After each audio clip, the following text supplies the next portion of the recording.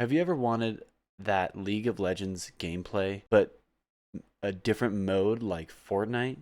That Battle Royale like? Supervive is the love child between the two. It has an awesome cast of characters, all with their unique abilities that make it fun to try different mechanics. The items in the game aren't crazy. They're not going to overwhelm you with the different stats to watch out for. The game starts off where you land on this amazingly beautiful map with all different terrains and hazards you should watch out for, with 12 other squads of players. As the storm approaches, your fighting area gets smaller and smaller as you find your items to make the perfect build for your character that you want, hopefully landing that last squad standing to get that first place that you're looking for. My favorite part about Supervive is that it has that slow start. It gives you a nice educational tutorial. MOBAs usually kind of frighten me because there's too many mechanics to watch out for, and the player base is really difficult to enter into. Time to drop in. I'll show you how to pick up the right character, squad up, and actually survive your first match, or at least last longer than I usually do.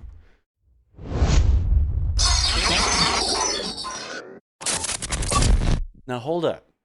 You might be excited to drop into Supervive, but let's go over the W's and make sure it's the right fit for you before you play. Supervive released November 20th, 2024, and then released on Steam July 23rd, 2025. It was developed by Theorycraft Games and published by Theorycraft Games and NetEase. You might know NetEase by Marvel Rivals. You can play it on Steam, Windows. Supposedly it's playable on GeForce Now. If you have that, I don't really know much about GeForce Now, but if you have it and want to try out GeForce, go ahead and take a stab at that. It was made on Unreal 4 engine. It's not the most craziest load-bearing game, but you might want to have a mediocre PC if you're going to run this guy. Since the release on Steam, it hit 15,000 players. We're kind of moving more steady, about 4,000 players. When it initially released, we hit 47,000. It is free to play, so I'd say give it a try and see if it's something that fits you. You can either run solo, or you could grab two friends to join you through your quest. Now that we covered the who's and whens, let's get you Supervivin on Supervive. How? That hurt. Let's start off with the character types. You have your fighters, they're going to be your damage dealers. Initiators are going to be your fight starters. Frontline is going to be your tanks. Protectors are going to be healers, and controllers are going to manipulate the battlefield.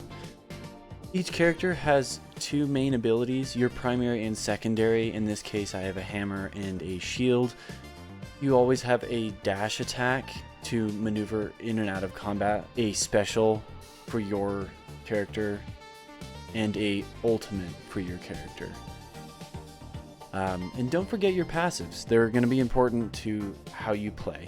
Before you just jump straight into the breach, let's talk about the other modes. Tutorial is going to be a huge starter for this. This is going to be where you're learning the ropes. The practice section is also a great place to start. You can either verse AI, or you can do warm-ups, a practice range to kind of test different armaments. Breach is going to be your main mode. There is an arena mode that allows you up to 4 people in your squad. You have to complete your hero's journey to level 13 to get there, as well as there is a custom games option, but you have to be level 24 in your hero's journey as well. Once you feel like you got your character down, you're ready to try him out, go ahead and load up your match of Breach. This is kind of just a warm-up as everyone kind of loads in, but I think this is a perfect time to kind of jump into the HUD and the layout of the game. Starting in the left-hand side is your kind of icons. You have your armor, your health, your mana, your XP, and your level. And then over to the right, you have your skills. This little icon will kind of show you if it's ready for a level up to increase the damage or abilities. You can kind of see its level by those 3. Anytime you see that little thumbs up, it's just a recommended start. Over in the top left corner, you have your mini map. This will kind of show up just the little islands around. You have your amount of squads that are left and people that are left, and the time spent in game. And over here, you'll see all your little allies and their health statuses. Over in the bottom right, you'll see your consumables. Up first, you'll have your health and armor healing. They're called Vives to heal, and your armor packs to repair your armor. And then the other consumables are going to be like scanners to find enemies. There's a lot of tool tips. There's barriers you can put up. There's trees you can kind of plant.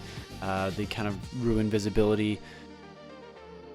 And then there's always some silly ones where you're launching penguins out of an egg is pretty cool too. Up next, we'll have our grips, kicks, and relics. These kind of are a huge part of the game. This is what makes it a MOBA. These relics here have a huge key with how your run's gonna go. You'll have your activatables. These are activated by a button press, but cause, you know, X, Y, Z effects, and then their passives kind of just happen whenever they trigger, whenever you trigger these events. Anytime you see these thumbs ups, they're probably just a good recommended started to items. Grips and your kicks, on the other hand, are more of just passives. Your gauntlets, which you can have 2 of, will have your little bonuses. There's a couple different types of gauntlets, but your kicks, on the other hand, are kind of always oriented around movement, dash, and glides. All of these different relics and kicks and items are kind of like the game's main currency, or what your loot boxes, I guess, throughout the game. So every match you play, you'll get these capsules or prisma for capsules. These kind of are your loot boxes. You don't know what you're gonna get. There are duplicate preventions, so that way if you hit your max level on these, which you can see on the little bar to the right here, the level of your relic or item, and you kind of just can get better equipment, or they do stronger for your games. I get what you're probably thinking. This seems a little pay to win, because every time I buy capsules, you get stronger equipment, and then you're stronger, right? The only difference is I don't think you can buy Prisma as of now. I don't think that's something you can do. So it's only an in-game item to get stronger at. So the more you play, the better you'll get. It could, in some circumstances, be a little annoying to run into someone that has that perfect build out, that they're all their items and everything's all max level, that they know what they need to do. But I guess that's, as of now, it's just kind of the way it sits. It's pretty easy to obtain this Prisma. It's hard to determine if it's a game-breaking mechanic or something that's unique. I think that's just an opinion-based. It does, like I mentioned, it won't send you to the wolves with someone that has max items and everything leveled up. It tries to pair you with people that are similar leveled to your hero's journey.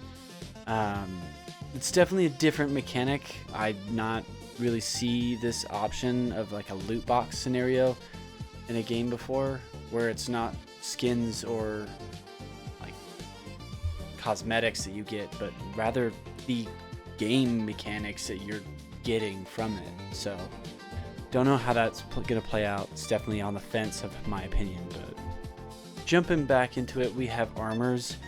These kind of vary from color for damage reduction and durability, the longer it lasts, I guess, from gray to red. Then you have your perks that are only going to cover kind of your passive abilities and kind of boosts and small stuff like that, and your status effects. You can kind of hover over these to kind of get more of a feel of what they are affecting you, or if they're buffing you.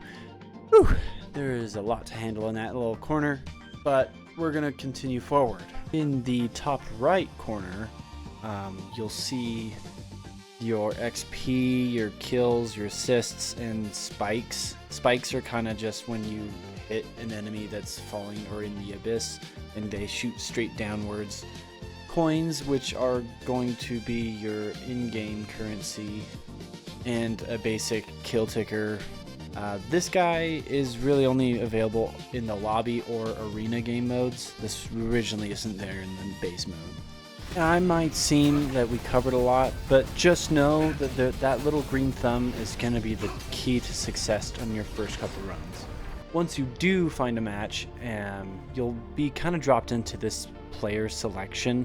No duplicate heroes are allowed, so kind of work with your team, communicate with who's going to play what kind of role. Once you're ready, you can lock in and make sure you check out who's your drop leader, because they'll be kind of controlling where you're going to drop next. Talking about dropping, let's talk about planning your drop. There's going to be some highlights of events that are happening in game by these little icons that kind of pop up as the game starts. Each one of them is going to have a different reward as these. When you do drop, you'll have these directional kind of icons. You can kind of move or get out of the squad drop if you need to move a little bit farther away, or just kind of let your drop leader control. After you drop, you're going to want to look around for some items or find some enemies to fight, to farm and get some XP for. Keep an eye out for these little purple rings. They're going to give you that high damage crit that you're looking for. Your first objective is probably to kind of gear up. Look for items and consumables nearby. Any armor buffs you can find. Make sure you ping for your teammates too. You're going to want to let them be just as strong as you. If you ever see these little dots, there's probably enemies cooking up. Those are enemies making noise or fighting something nearby. So if you're ready for a fight, then that's fine, but otherwise stay clear. Once you eliminate a whole squad, it'll notify you. Bolts are going to be something that contain high value items, but kind of are a little puzzle game to defend. You can either beat up the wall or have your ally hack the wall. Just protect him, as these little static things can kind of bother you. Loot is not shareable, so make sure you kind of plan out with your team what you're going to take from the vault. Gliding is pretty easy. Spacebar, watch that little stamina, just make sure you don't go over. If your glider does overheat, you'll start taking damage, so keep that in mind. These little green circles will either sustain throughout, or they could just lessen your stamina on your glider. Base camps are a huge tip. You can always recall to these or move these. There's always a shop here. You need to refill up on your items or change out your grips or kicks. You're gonna want to watch out for this little area. This is like a little civil area where you're not gonna want to fight in here. Those guys are the highest level and they will destroy you in your squad. For example, an enemy started to start a fight in here. I don't want to be a part of it. You want to get your guys out of there because they're gonna die by the NPCs, and that's what kind of just happened there. But the little civil area is gonna have relic shops, your perks, some armaments where you can kind of upgrade your armor. Just watch out for that train. It will kill you instantly, like instantly. But there's a lot of hazards in this game. Your boundary, of course, you want to watch out for.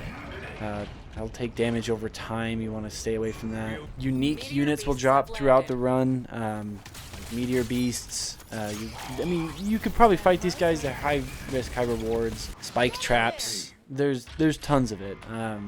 Most of all, you're going to want to watch out for those players. Don't let them sneak up. You want to have your team know where their enemies are coming from, because if they do snipe you or get you out of your little group, it's going to be really hard to recuperate. You want to make sure that they all are eliminated, or at least not around to revive each other.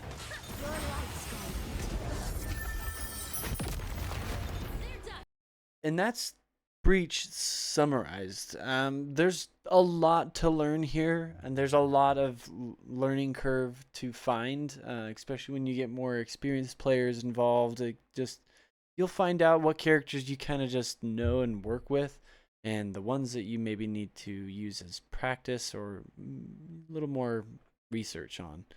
Let's talk about the customization side of Supervive. Levels of your mastery for that character, giving you different emotes, avatars, call signs. Every hero, different skins. Some skins have variants, which are different, just color schemes of that skin. You can customize gliders that you have. You can customize your wisp for when you're knocked, a spray, and your pedestal. I don't think there's much options to customize your pedestal at the moment. Supervive altogether is a great way to start MOBAs. If you're interested into MOBAs, I highly recommend you jump into this one and try it. It's so easy to start and hard to master. It'll also help you get to the level of understanding MOBAs for the other games like League or Dota 2. For a MOBA Battle Royale, I'm not a huge fan of Battle Royales, believe it or not. For it being a MOBA, I actually really enjoy it, and most MOBAs are really difficult to get a hold of. This one, I just felt it was so easy to get into and kind of figure all the puzzle pieces out. I'm going to have to give this one an 8. I think the only cons to this is the control setup is a little wonky. I kind of had a hard time. It being an 8, it did pull me in. I had a great time and still find myself jumping into matches. I even went as far as to use my birthday gift card to buy the battle pass. So I'll be sticking it around in it. And I'm excited to see what happens in this next season. What do you think? Do you think Supervive can survive? Really ironic there. Do you like MOBAs? Do you hate MOBAs? Do you want to like MOBAs? Or are you just finding a new Battle Royale game that's free and you want to try something new? Let me know in the comments below. And do me a favor, hit that like and subscribe button, and we'll catch you around on the battlefield. Check this out.